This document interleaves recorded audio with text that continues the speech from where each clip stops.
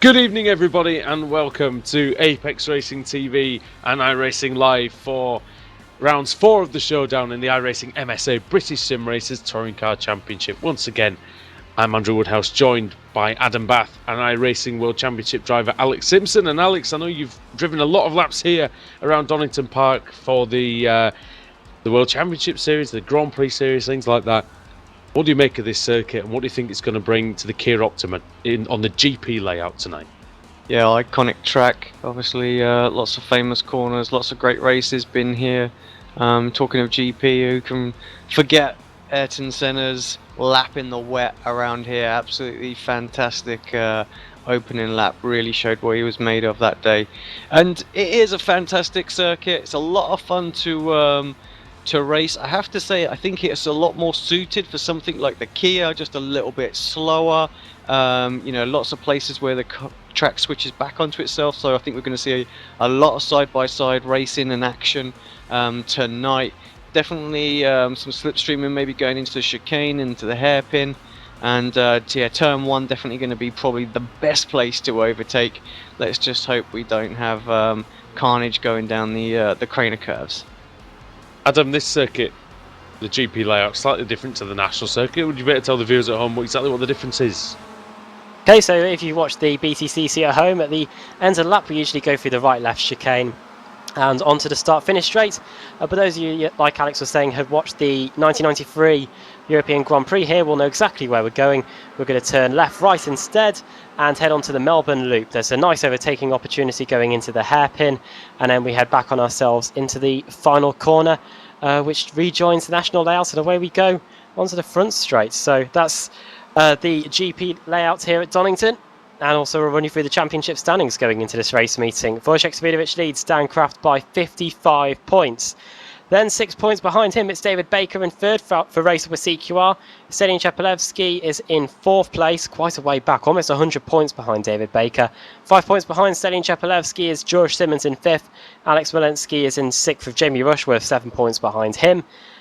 Jamie Flukes in 8th, with Michael Hall in 9th, Richard Gord 10th, Michael Shelback 11th, and Pete Newman rounding out your showdown contenders. Over in the Pro-Am standings, Matt Bunn leads Jay Wright by 107 points. Paul Smith is in third, 122 points behind the leader, with Roy Ververke close behind Smith in fourth, Andrew Whitehead fifth, and Nick McCarron in sixth. And over in the team standings, it's Racer with CQR leading Sim Racer by 311 points, Al Falatech in third, and Apex Racing 60 points behind them in fourth. And in the Pro-Am teams, Engine All Direct leading Boosted Motorsport by 126 points, with CQR Academy in third. Thank you, Adam. A lot of close battles out there, of course, in the championship standings. Alex, we've got a minute or so left of qualifying. Plus, of course, the drivers can finish the lap after the 10 minutes has elapsed. Wojciech Swidovic currently sat on pole position. He has a 55-point lead. It's not a massive lead by any stretch of the imagination, but definitely a handy buffer with only 4 race meetings to go. Yeah, exactly. He'll just carry on trying to build that. One thing that has really stood out for me is that a lot of the drivers last year got involved in a little instance here, there, and everywhere, and it really was about just Sebastian and Katz, who sort of kept it the cleanest. I mean, they had plenty of DNFs as well. So this season, it really looks like if you get one DNF, you're out of this championship race. Interestingly, Adam, a few drivers did practice times which would put them above the 131.674 of Swidovic, but quite a few guys not quite hitting their potential in this qualifying session. Yeah, with the extra loop as well, it's pretty hard to make sure you get all the corners right. David Baker's just heading into the final corner now. His qualifying time's good 0.2 of a second off his personal best in practice, see if he can improve. Comes across the line, does a 1 minute 32.089, which is slower again, so he'll stay in fourth place. But yeah, with this extra bit of the circuit now, it's going to be hard to get all the corners right and making sure that you set a good lap time. Alex, a lot of fast corners here and medium speed corners, of course, quite hard on the tyres at Donington Park. Is the track getting warmer? Are the cars getting a bit slower out there in qualifying compared to practice? Because it's only 23 degrees out there on the track. It's possible. You can certainly see the rubbers being laid down pretty heavily as well. So a lot of cars out there, 36 again. So it does make a difference. So yeah, it may be just a little bit slower, but not massive amounts. I would have thought. Certainly in qualifying, in the short period we've got in qualifying, it's not going to make any difference whatsoever, really. Certainly with over 35 cars, there's a lot of marbles being put down as well. But impressive from Wojciech Swidovic, Adam, because it's at this stage in the season it began to unravel for him last time.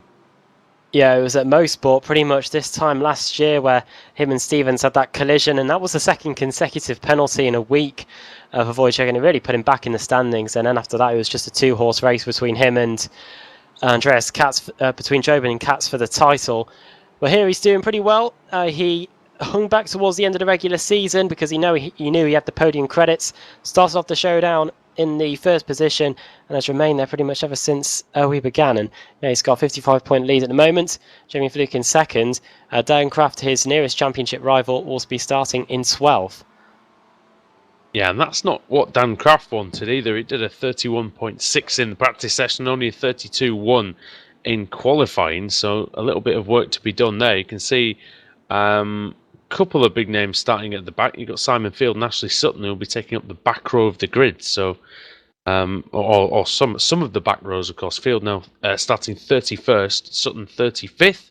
And Adam, with 2 minutes to go before the start of the race, you take us through the starting order then for round 120. Okay, on the front row of the grid, it's probably the two fastest drivers in the BSR TC over a single lap, and that's Wojciech Swidovic and Jamie Fluke. Selin Chapelewski will be starting in third with David Baker fourth, fifth Alex Smolensky, Andreas Katz up in sixth, Ross Balfour seventh, Pete Howard eighth, Matt Bunn ninth, and Michael Schellbach 10th. Michael Hall 11th, second in the championship, Dan Crafts will start in 12th, Ben Hackerson 13th, Diogo Melro in 14th, Paul Smith in 15th with George Simmons 5th in the championship, flying high there in 16th, Jamie Rushworth 17th, Rusty Laidler in 18th, Richard Gore 19th, and 20th Andrew Whitehead, 21st Dan Blake, 22nd Liam Atkins, 23rd Pete Newman. Mark Woodhouse from the Club Series is on the grid. He's in 24th, Rob Graham 25th, Max Wright 26th, 27th Scott Malcolm, 28th John Roberts, 29th Stuart Atkinson, 30th Cesare Rizzo, and the cars that didn't set a time: Simon Field, Steve Hefford, Roy Ververke, Nick McCarron, Ash Sutton, and at the back in 36th place it is Michael Blake. Thanks very much, Adam. And got a couple of new names around in the league in the last few weeks. Alex, good to see Mark Woodhouse in there. He's a clean, fair racer. Another one moving over from the Club Series there. I was about to say I've seen the name somewhere else before, so yeah, it was either the Club Series or the World Series. So yeah, good to see him in there, and we'll wish him all the best of luck in this round. Well, we were side by side for 1.5 laps at Interlagos on Sunday, so if anybody can manage that around Donington, it will be an impressive feat. But now on to the matter at hand then, the championship. And Wojciech Swidovic is a former champion of this series. Can he extend his 55-point lead around 120? So with just 4 meetings to go, we're getting towards the meat and drink of the season now. As the red lights are on here at Donington, the green light is on, and the battle begins here. Wojciech Swidovic making his way down to turn 1. And Fluke, is he going to slot in? He just slots ahead of Stelly and Chapelewski as they go through Redgate and down the Craner curves then. It was slow down for Baker already, it looks like. Melro and Rushworth involved in a crash at Redgate. That's not good for Rushworth in his title aspirations, and he's going to be towards the back of the grid. And we've got a CQR Academy car off in a big way. That's Liam Atkins' car 40. A lot of damage to the front end of his CQR car. Yeah, the credit curves can be treacherous, Alex, with cold tyres, especially with this low air and track temperature. It looked like Baker just got sort of slid out wide. I don't think he got a slowdown, just made a mistake in turn 1. So he's still there, but he's down in 9th place. So, but yeah, just a mistake. And like you say, the cold conditions out there just catching him out, or maybe he got a little nerf. I'm not sure. You were actually here last week, weren't you, Alex? And it's not the warmest place this time of year, definitely. No, it wasn't warm. Wasn't warm that day. The heavens opened as well. So yeah, stopped testing somewhat, but. Yeah, great circuit. Never actually been in real life until last week, so crazy, really. But yeah, it was so big. You don't realise how much of a plot they've got there as well. I'm no surprised they tried to get the Grand Prix there. It was a great venue. the Download Festival as well. And Wojciech Sudovic then exits lap 1.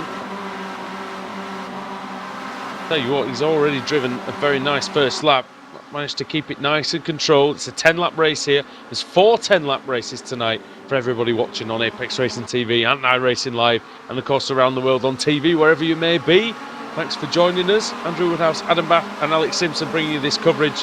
Adam, we've had a fairly clean start. A couple of cars coming to grief, but in general, it's looking pretty good out there. Yeah, once they got the tyres up to temperature, things should get pretty easy for them. And Donington Park's a great track to drive in the Kia. When I was here a few seasons ago, it was brilliant, and you could overtake under braking if you were late on the brakes, especially into the corner the leader's going through now at the top of the hill. Great to overtake there, and at the moment just everyone shaping each other up. Of course, race 1, we've got the fastest drivers at the front as Michael Shellback and Matt Bunn change positions, yeah, and this might allow Baker to close in.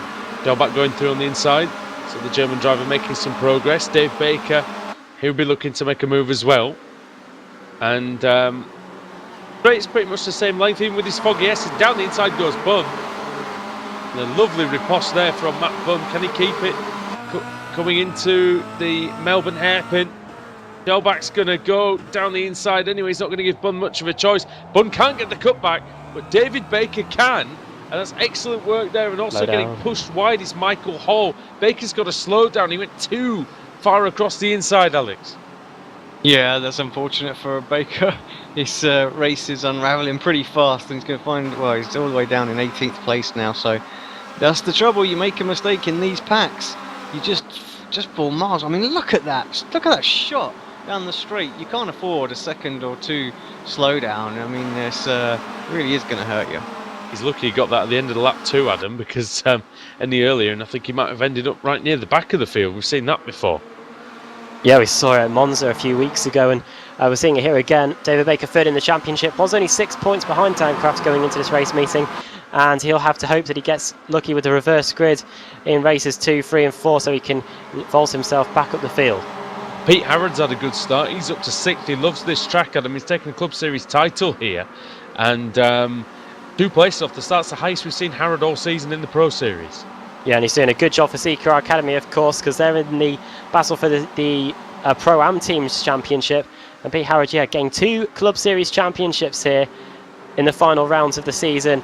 And he's doing well here, 6th place. Jamie Fluke keeping Wojciech quite honest here at the start of the race. Alex, we've seen in recent race 1s that the pole sitter generally does control the pace, but always seem to come under a little bit of pressure. And it's how Savidovic deals with this, isn't it? He's going to determine probably the course of his championship. Yeah, I think you're right here. He won't want to do anything too rash. I think if Jamie puts one up the inside, I think Wojciech's probably going to allow him a little bit of room there. So, might be wrong, but I just think that's what it is. He knows Jamie's pretty much got nothing to lose at this point. He's already had a couple of poor weeks and way down in the championship standings at the moment. So yeah, he's 8th at the minute. He's not an immediate competitor, but a couple of good results for him, and he could put himself back into the reckoning. Very good first sector for Wojciech. He's got the gap out to about 0.7 of a second now, Adam. So looking good for him, and also looking good for Alex Smolensky, who at one point was leading the points. Sorry, Andrew, just to cut you off. Alex, yep. David Baker just making a move on Rob Gray, and just on the screen, we're on board with Rob as he was going into the old hairpin. So yeah, Baker recovering. Sorry, back to you as it was on the screen. Yeah, recovery drive from Baker in progress. Smolensky, Adam, was leading the points at one bit just a few weeks ago, in fact, and he's got an interesting task ahead of him. We know he can put together a few quality weeks, and if he can, from 6th in the championship, he's got a good chance, hasn't he? Yeah, he's just got to keep them in sight, and he's not too far away at the moment, but he really needs to have a bit of fortune on his hands and hope that Savidovic and the likes around him, like Kraft, have a bad week or two, maybe get a penalty which will get them 0 points, and then he can try and get back up the order. Dan Kraft and Matt Bunn were just having a quick battle. Well, he's ahead of 3 of the drivers that are ahead of him in the standings: Daniel Kraft, Dave Baker, and George Simmons. Simmons is sat in 13th place at the moment. He's just behind Paul Smith, driving for CQR Academy, and one of the contenders in the AM category is Smith. So he's not going to give up any positions easily, because his battle is with Matt Bunn and Jay Wright primarily. So, and there is it looks like there's no Jay Wright this week, so it's going to be, and Bunn is flying high in the top 10. Kraft closing in, going into the old hairpin at the bottom of the hill. Also, me and Alex Simpson came to grief in a GT3 Series race. I'll accept responsibility for that one. I was going to say, was that with each other? Yeah. Oh well, to be expected. I think you're right as well, Adam. I think that was all on you. Typical diplomatic answer there. As someone's gone off behind these guys, I think it's Laidler actually taking the scenic route. Laidler and Simmons. Battling with Simmons, he's got Gore and Balfour just behind them. But now, he's shoving him onto the grass, and I don't think Simmons is going to take too lightly to that, Alex. Well, I think Laidler was lucky there. I mean, you come over like that, you risk the driver just going, well, I can't go any further. If you want to come over, we know what happens. Balfour late on the brakes, can't quite get the run he wanted because of Simmons' car just in front. Simmons got a nice exit. Gore struggling a little. He has made a few places up, 19th to 15th, but that's now going to become 16th because the Northern Irishman Balfour, he's going to go through, and he has. Yeah, it's hard to get a run on the exit if you're put in the wrong position on the track, and that's happened to Gore there. He's now down to position 16th, side by side behind them. David Baker continues his rise up the order. He's up the inside of Andrew Whitehead into Redgate, and he's through into 17th place. Whitehead's going to try the comeback here and getting a better exit off of Redgate than Dave Baker. Whitehead, I think he's got a few fans watching tonight, so shout out to them if they are watching indeed. The man's doing quite well at the minute. In 17th place. Actually better in all the sessions, Adam. 25th in practice, 20th in qualifying, and now 17th in the race. So good meeting from him so far. Onwards and upwards, and his lap times seem to be improving as well during the first race. Could have a good finish by the end. Also, Ash Sutton started at the back after serving a penalty for some incidents last week. He's already up into a 20th place and is trying to get past Rob Graham as they go onto the back straight. Yeah, a couple of other movers and shakers. Simon Fields up 9 places. Steve Hefford's up 8 places. He's ahead of Jamie Rushworth, who started 17th, so it's not going very well for Jamie Rushworth. Actually down in 25th place, Alex, and for the man who's 7th in the championship, that really isn't what you want, especially in race 1. No, he struggled a little bit, but I think the important thing is still out there, and having spoke to the guys, we know their priority and their focus is on that team championship right now. So, Jamie won't be too worried. I think he'll move forward. He's in a good position for reverse grid, of course, so he'll score some good points there. Luke's close now, and coming in a little bit, maybe as the tyres of Simonovic just getting a little bit second hand. Hackerson and Bunn going at it side by side through the corner curves. Bassel on over here, over 9th place. Very difficult to go side by side here. Can have a look into the old hairpin, but very difficult because the braking area, it's not. There actually is one in a touring car, Adam, but it's not a massive one, is it? No, and if you're going to have a lunge up the inside, you've really got to be almost past the car by the time you have a go. And he's trying to head up to the top of the hill. He's got Michael Hall behind him and Paul Smith as well, who's having a good race 1 up in 12th place. And they're all queuing up behind Dan Kraft here in this battle. So we've got a train of 5 cars here over going from 8th all the way down to 12. It looks like Smith's going to have a go at Michael Hall here, but quite close enough into the Fogarty S's. Matt Bunn having a look on Hackerson. That would have been a repeat of the move he did on Shellback to reclaim his position. Bunn is quite late on the brakes, quite aggressive. Not in a bad way. And just behind them is the battle between Hall and Smith. So Smith's getting very close, Alex, but again, it's the smart move maybe to avoid any shenanigans with Michael Hall, at least until there's maybe a more clear-cut opening. Yeah, I think you're right. We'll keep an eye on that one. Just pay a little bit of attention to the front again, because Chepolevsky, who was 9/10 of a second back going across the start-finish line the last lap, that was behind Jamie, is now was only 3/10 of a second. So this group at the front is just closing back down again. Smolensky just the 7/10 back from there. So This is this is going to be interesting. I think somebody's going to go for a move surely in the last 3 laps. Davidovic's lap time 1:32.5, 32.6 for Fluke, and a 31.9 for Chepelevsky. That shows you how quick the Alphalatech driver is in these closing stages. Yeah, and if we could liken this race to a cup of coffee, we've now reached the point where the froth is gone, and it's the sweet wake-up juice from now on, and that's what we might get at the front. Maybe these guys are they've stopped feeling each other out, and they're going to start going for it. So they haven't overdone it on the caffeine, but yeah, we'll see what happens in these. That'll be the reverse grid races. Yeah, definitely. I'm sure that we won't be hearing the end of the coffee puns for the rest of the evening, folks. Going through the Melbourne Loop, we're going to start lap 9, the penultimate lap of the race. And yeah, Smolensky's closing in. That's the only coffee pun I've got, to be fair. I'm all out of them. Andreas Katz is in 5th place as well, and he's just on the back of this group. And Alphalatech looking quite strong here, Adam. Yeah, they are.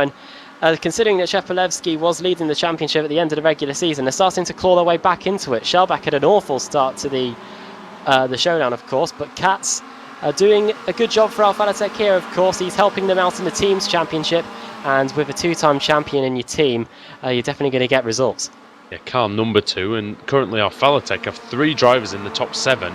Chepelevsky in 3rd, Katz in 5th, and Shellback in 7th. Sim Racer Magazine have got 2 cars, Vidovic and Smolensky, 1st and 4th.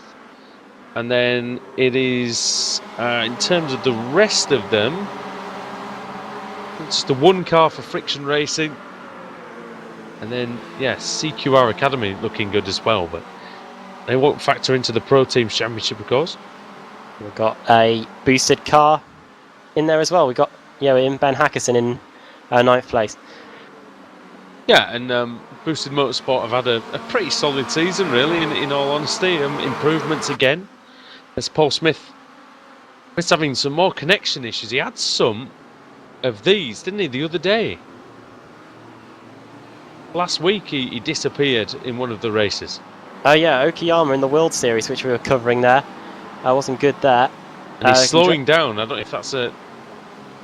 Maybe he knows. Oh, Richard Gore. Oh, Richard Gore's he's gone off to Smith. Smith's in the wall.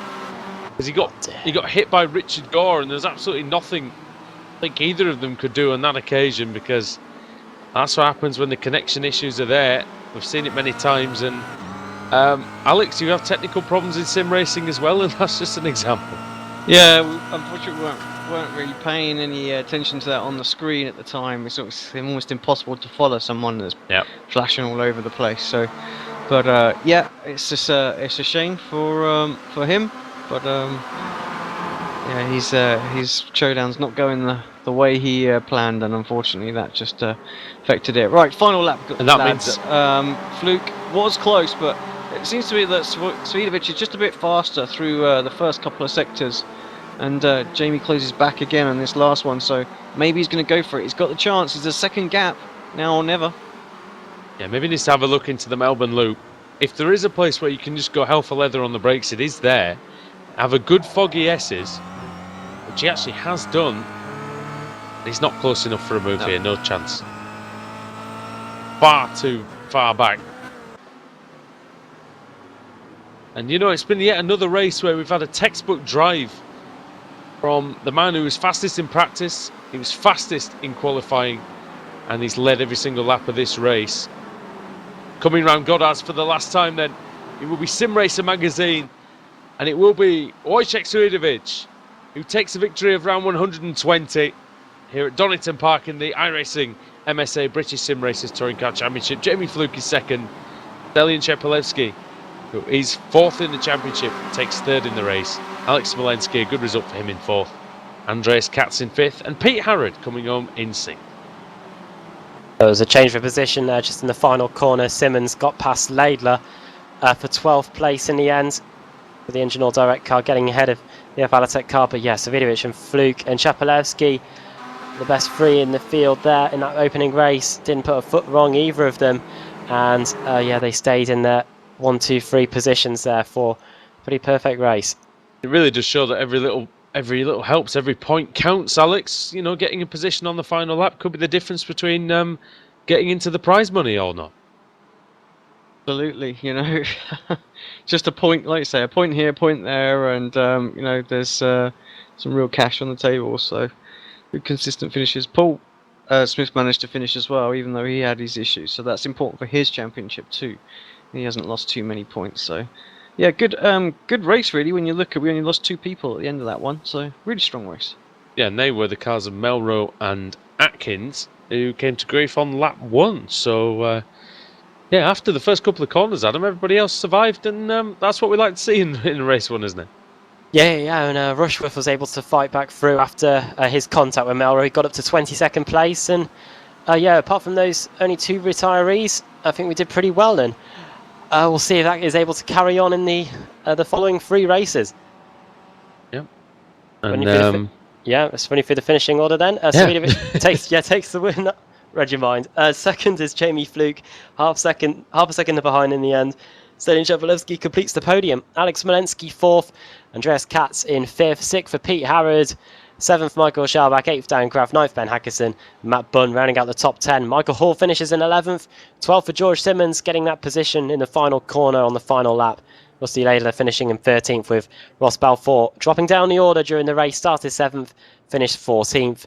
Richard Gore in 15th, David Baker slid wide into Redgate after starting on the second row of the grid, fought back to 16th. Ash Sutton, as always, a man on the move, started 35th and finished in 17th. Andrew Whitehead 18th, Simon Field 19th, another mover through the field after starting in 31st. And in the end, 20th was Scott Malcolm. 21st was Rob Graham. Jamie Rushworth, we were just mentioning him, he finished in 22nd. 23rd for Steve Hefford after starting 32nd. Mark Woodhouse 24th. Max Wright 25th. Dan Blake in 26th. Stuart Atkinson 27th. Paul Smith 28th. Nick McCarron 29th. And Roy Ververke finishing in 30th. Cesare Rizzo 31st. 32nd Michael Blake. John Roberts 33rd. Pete Newman not having a good first race. And Diogo Melra getting turned around in Redgate. And Liam Atkins, who had a hard hit with the wall in the Craner Curves. All right. So, Alex, what did you make of that first race then, mate? We've got obviously quite a mouth-watering situation happening for the reverse grid when we don't know who's going to be on pole, of course, yet, but there's many drivers around the middle of that field who could make it very tasty indeed. Yeah, good first race. Enjoyed that, much like every other first race, where the grids tend to be where they are, where they should be, sort of thing. So the front guys sort of stretch away and the gaps build up, but yeah, what excites me the most is that those front sort of 6 cars, there was nothing between them. So coming through the pack, if we have a reasonable reverse grid, it's going to be very exciting to watch. That's a shame, of course, Adam, that Ashley Sutton had to start from the back because in the 2016 BTCC season, he got pole position here by half a second and then went on to get a pair of 5th places over the 3 races. So it's a shame we couldn't quite see what he could do in one lap, but we might see what he can do from somewhere near the front of the field, depending on what the wheel spits out. Yeah, if they give us a small reverse grid, he could be on the pole position, and then he'll be very tough to catch. Let's go and run you through the contenders then. 16 down to 25 are the finishers, and then we have the opportunity for 2 falls, and that would put the last classified finisher onto pole position. So the drivers are as follows: David Baker, Ash Sutton, Andrew Whitehead, Simon Field, Scott Malcolm, Rob Graham, Jamie Rushworth, Steve Hefford, Mark Woodhouse, Max Wright, and if we have a fall, it will put showdown contender Pete Newman onto pole position. So over to you, Alex. Let's get the grid set for round 121. Here we go then for the first time tonight. Where will the wheel land? For a while and find out. Pretty steady spin, not too aggressive. It could be a fall. I think it's going to be a fall. It is indeed. Bang in the middle. It was, that's going to spice it up for race number 2. 34 cars reversed, and that is Pete Newman on pole position with John Roberts 2nd, Michael Blake 3rd, Cesare Rizzo 4th, and Roy Ververke in 5th. I don't think we could have asked for anything better. And that is exactly what Pete Newman's championship needed, isn't it? Because he needs to take a win very soon, otherwise he's going to be mathematically out of the running before he knows it. So any chance he has at a podium finish, he will hopefully be able to grasp with both hands. Right then, everybody, we've got 3 races to go tonight from the Donington Park Grand Prix circuit in England. Stay with us here on Apex Racing TV and iRacing Live for more from the iRacing MSA British Sim Racers Touring Car Championship.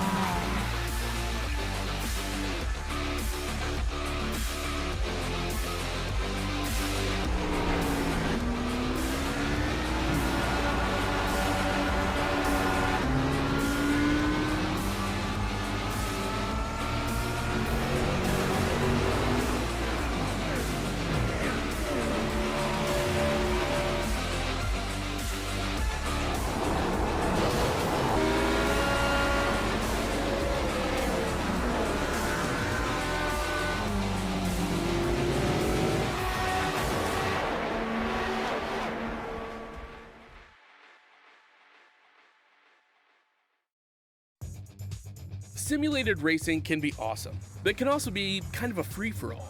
Interestingly, auto racing faced the same problem in its earlier days. Whether it was on the back roads, the beaches, or the city streets, the racing was fun. But there was always a certain level of chaos and danger, until some folks came along and put some order to all of this. Stuff like official racetracks, regulations about weight and equipment, and enforcement of standards. That's what gave us high-speed excitement, fast-paced action, and photo finishes.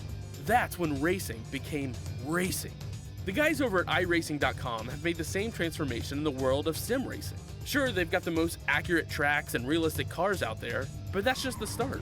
See, iRacing analyzes the performance and results of each driver in every race, so you can be sure you're always placed in races where the competition will be tight, and that those reckless drivers who ruin it for us all are kept in the pits. Not to mention that with over 45,000 active members already in their vast community, you can find races day and night, so you can always get in on the action. You can even join a league of your favorite series. And since updates are always automatic, you don't have to worry about software and can focus on the track. Zip up your fire suit and check out iRacing.com.